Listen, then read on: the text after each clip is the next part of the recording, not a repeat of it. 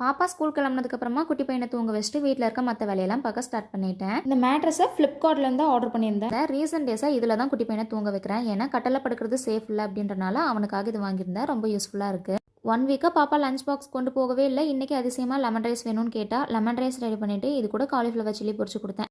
Chilli பொரிச்சது போக கொஞ்சம் cauliflower தனியாக எடுத்து வச்சுருந்தேன். இதில் ஹனி சில்லி காலிஃப்ளவர் தான் ரெடி பண்ண போகிறேன். சாப்பிட்டு முடிச்சதும் அதுக்கான வேலை தான் போயிட்டுருக்கு.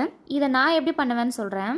காலிஃப்ளவர் மஞ்சத்தூள்லாம் போட்டு சுடுதண்ணியில் வாஷ் பண்ணி எடுத்துகிட்டு அதில் கொஞ்சமாக சால்ட், ரெட் சில்லி பவுடர், அரிசி மாவு, மைதா மாவு இதெல்லாம் சேர்த்து நல்லா மிக்ஸ் பண்ணி காலிஃப்ளவரை ஆயிலில் ஃப்ரை பண்ணி எடுத்து வச்சுக்கலாம். வேறு பேனில் ஆயில் ஆட் பண்ணிவிட்டு பெரிய வெங்காயம், பச்சை மிளகாய் விதை நீக்கிட்டு சேர்த்துருக்கேன். இது கூட கொஞ்சமாக டொமேட்டோ சாஸ் ஆட் பண்ணிவிட்டு காலிஃப்ளவரையும் இது கூட சேர்த்து கார்ன்ஃப்ளவரில் தண்ணி சேர்த்து கலந்து சேர்த்துக்கலாம். இதை நல்லா மிக்ஸ் பண்ணி விட்டுட்டு இது கூட கட் பண்ண மல்லி இலை, வெள்ளை எள்ளு இதெல்லாம் சேர்த்துட்டு ஸ்டவ் ஆஃப் பண்ணிட வேண்டியது. ஃபைனலாக கொஞ்சமாக ஹனி ஆட் பண்ணிவிட்டு நம்ம சாப்பிட்டோம்னா சூப்பரான ஹனி சில்லி காலிஃப்ளவர் ரெடி. கண்டிப்பாக ட்ரை பண்ணி பாருங்கள். நெக்ஸ்ட் வீடியோவில்